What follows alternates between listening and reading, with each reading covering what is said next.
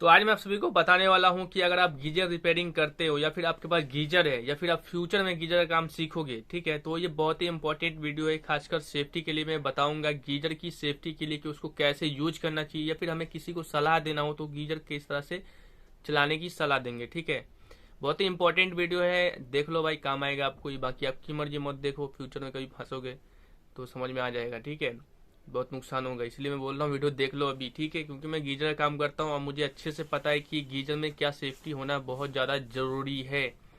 तो वीडियो को लास्ट तक देखो, और वीडियो सही लगे वीडियो लाइक कर दो, चैनल को सब्सक्राइब कर दो। भाई को सपोर्ट करो यार, कॉन्फिडेंस आता है आप लोग लाइक करते हो, सब्सक्राइब करते हो। आपकी एक लाइक और एक सब्सक्राइब से कुछ नहीं आता ना, मेरा बहुत ज़्यादा हेल्प होता है, कॉन्फिडेंस भी आता है। देखो, आप लोगों ने देखा होगा कि कई सारा टेक्नीशियन है वो गीजर रिपेयरिंग का काम करते हैं, और बहुत सारे कस्टमर भी गीजर लगा रखा है अपने घर में। खासकर ठंडियों में इसका यूज होता है। हमारे कस्टमर को पता नहीं रहता है कि हम गीजर को कैसे यूज करें, समझ में आ गया ना। तो पता नहीं रहता है तो जाहिर सी बात है वो अपनी सेफ्टी नहीं देखता होगा, और सेफ्टी नहीं देखता है तो वो बहुत ही डेंजर बात है। अगर मान लो कोई टेक्नीशियन नहीं है, अगर वो उसको काम आता है बट उसको सेफ्टी के बारे में नहीं पता है, तो जाहिर सी बात है भाई कि उसके लिए भी बहुत ही नुकसान की बात है। मेरे को पता है जो टेक्नीशियन भी होगा ना उसके लिए बहुत ही इंपॉर्टेंट वीडियो वो भी, और जो फ्यूचर में सीखने वाला है उसके लिए तो और भी ज़्यादा है। समझ में आ गया। तो जब भी अगर मान लो कि अब फ्यूचर में आप काम सीखने वाले हो तो मेरी वीडियो देख करके जाना कि सेफ्टी क्या सब रखना है। ठीक है, देखो, जब भी कस्टमर को, पहले तो मैं बताऊँ कस्टमर को सलाह देना हो तो कैसे देना हो। ठीक है, तो हमेशा कस्टमर को ये बोलो कि गीजर को आधा घंटा चला लो, 30 मिनट चला लो, और फिर गीजर का स्विच ऑफ करके उस पानी को हम यूज करो। समझ में आ गया ना। वो स्टोरेज गीजर में होता है। ठीक है, गीजर स्टोरेज गीजर होता है और एक स्टैंड गीजर होता है। समझ में आ गया दोस्तों। तो स्टोरेज गीजर में क्या होता है, गर्म पानी उसमें स्टोर कर सकते हैं गीजर के अंदर में। तो क्योंकि बड़ा सा टैंक होता है, 15 litre, 20 litre, 25 litre, 30 litre, 35 litre, इतना इतना का होता है। मैंने इन सब लीटरों का गीजर किया हूँ। तो कस्टमर को हमेशा यही बोले कि हमेशा आधा घंटा चला लो गीजर को, उसके बाद स्विच को ऑफ करके उसका पानी यूज करो। और मान लो कि अगर आपको ज़्यादा गर्म पानी चाहिए तो आधा घंटा गीजर को चलाओ, और फिर गीजर में जितना भी गर्म पानी उस एक बाल्टी में भर लो। ठीक है, अब फिर गीजर से नॉर्मल पानी आने लगेगा क्योंकि उसमें का सारा गर्म पानी आपने निकाल लिया। स्विच ऑफ करके ही पूरा गर्म पानी निकालना है गीजर से। ठीक है, तो पूरा जब गीजर से गर्म पानी निकल जाएगा तो गीजर से ठंडा पानी आने लगेगा। तो फिर से गीजर को ऑन करो, फिर गीजर में आधा घंटा चलाओ, और फिर स्विच ऑफ करो गीजर का। फिर उसमें का जो गीजर का पानी हो वो यूज करो, और जो आपने बाल्टी में भर रखा है वो भी पानी आप यूज करो। ठीक है दोस्तों।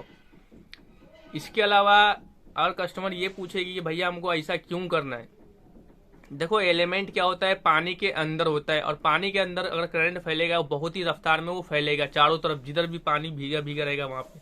अगर मान लो कस्टमर नारा और मान लो कस्टमर नहा रहा है, ठीक है, और रनिंग टाइम में ही गीजर में कुछ खराब हो गया, तो समझो कि गीजर से करंट उसके बॉडी में जाने में ज्यादा भी देर नहीं लगेगा। और मान लो कि कोई मतलब वॉशरूम से बाहर है और उस गीजर को ऑफ भी करना चाहेगा तो वो कर नहीं सकता, क्योंकि वॉशरूम के अंदर पूरी चारों तरफ पानी फैला हुआ है ना।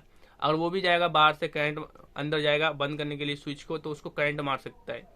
तो एमसीबी हमेशा ऑफ करना चाहिए जहां भी मैन एमसीबी होता है। देखो, हमेशा कस्टमर को ये भी बताओ कि देखो, सेफ्टी चीज होता है कि एमसीबी गिर जाएगा, अर्थ होगा, तो मान लो कहीं कहीं पे अर्थिंग का सिस्टम ठीक से ना हो तो एमसीबी मान लो खराब हो तो, और नहीं गिरा तब, है कि नहीं। तो ऐसा रिस्क क्यों लेना, हमें नहीं लेना चाहिए। और इसके अलावा दोस्तों क्या होता है कि एलिमेंट हमेशा पानी के अंदर रहता है, उसके अंदर इलेक्ट्रिक थर्मोस्टेट्स होते हैं और भी बल्ब होता है। और जो शहर का पानी होता है वो बहुत ही ज़्यादा खराब होता है, एलिमेंट को गलाने में टाइम नहीं लगाता है, वो गीजर का टैंक को गला देता है। तो फिर भैया मान लो कि चलते चलते कुछ भी पानी लीकेज हुआ, करंट फैल गया उधर उसके इलेक्ट्रिक पार्ट में, तो फिर क्या होगा, पानी में जाएगा, पानी से चला जाएगा बॉडी में जाएगा इंसान के, या फिर जो भी छुएगा जो, फिर वो वॉशरूम के अंदर जाएगा। तो कोशिश करें हमेशा कि गीजर का जो स्विच है वो ऑफ करके यूज करें। कई बार मैं कस्टमर को देखा हूँ, एक दो बूंद आता है तो वो ऐसा नज़रअंदाज कर देते हैं जैसे कि गीजर गीजर लगता है कि धूप से गर्म होता होगा, तो इसीलिए उसमें करंटे नहीं मारेगा।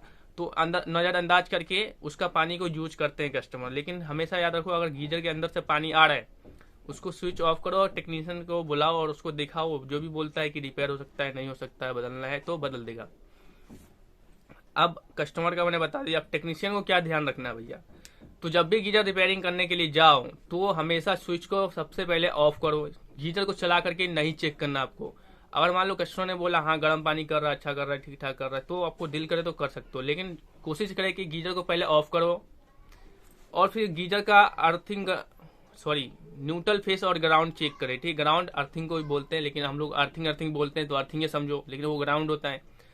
तो गीजर का जो सर्किट होता है ना पलक, उसको चेक करो कि उसमें न्यूट्रल फेस आ रहा है कि नहीं, गीजर सही है कि नहीं। उसमें जो पलक होता है ना, उसमें अर्थ है कि गीजर नहीं है, ये भी बता देता है, और गीजर का एलिमेंट सही है कि नहीं, मतलब वही से सब पता चल जाता है। तो वो चेक करो, फिर गीजर को वापस सर्किट में लगाओ और फिर गीजर को ऑन करके आप चेक कर सकते हो। ऐसा है।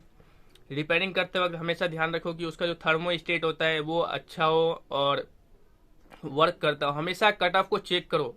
ऐसा नहीं है कि गीजर में थर्मोस्टेट लगा दिया और गीजर देखो कि मतलब हाँ सही हो गया, थोड़ा मोड़ा गर्म पानी आने लगा, कस्टमर को बोल के चले आएंगे हाँ सर आप गर्म पानी आने लगेगा।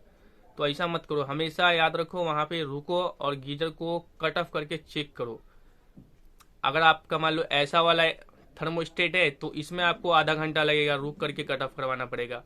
और मान लो कैपिलरी थर्मोस्टेट है तो उसमें आप टेम्परेचर कम करके कट ऑफ करके चेक कर सकते हो, क्योंकि आसानी से पता चल जाता है कैपिलरी वाले में। लेकिन वैसा वाला जो होता है ना, इस वाला, इसको चेक करने में थोड़ा टाइम लग जाता है, क्योंकि इसमें टेम्परेचर को हम कम ज्यादा नहीं कर सकते। और कई लोगों को लगता होगा कि जो ये वाला है ना थर्मोस्टेट, इसमें टेम्परेचर कम करने का होता है, पेचकस से घुमा देंगे तो टेम्परेचर कम हो जाएगा। ठीक है, लेकिन ऐसा करना नहीं है। अगर मान लो आप उसका टेम्परेचर को कम करोगे तो ये जो थर्मोस्टेट है ये खराब हो जाएगा। तो कभी भी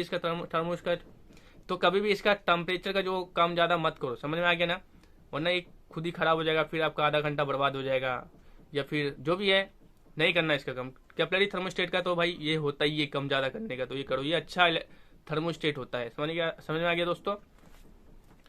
तो हमेशा याद रखो कि एक थर्मोस्टेट के भरोसे मत रहो, हमेशा गीजर में 2 थर्मोस्टेट होना चाहिए। 2 नहीं है तो गीजर को करो ही मत। ठीक है, कस्टमर को बोलो गीजर चेंज करने के लिए, या फिर इतना पैसा लगेगा आपको, एक और मतलब थर्मोस्टेट लग सकता है। एक होता है टीसीओ थर्मोस्टेट जो कि 90 डिग्री सेल्सियस पे कट ऑफ करता है। समझ में आ गया दोस्तों। और एक जो है वो 60 या 70 डिग्री सेल्सियस पे कट ऑफ करने का होता है।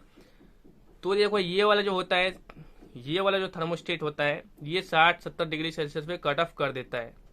और ये वाला जो कैपिलरी थर्मोस्टेट है, मैं कैपिलरी बारे में बता रहा हूँ अभी, जो एक रॉड जैसा होता है उसका बाद में बताऊंगा। तो और ये जो कैपिलरी थर्मोस्टेट है ये करता है 90 डिग्री सेल्सियस पे करेगा या फिर 100 डिग्री सेल्सियस पे कट ऑफ कर देगा।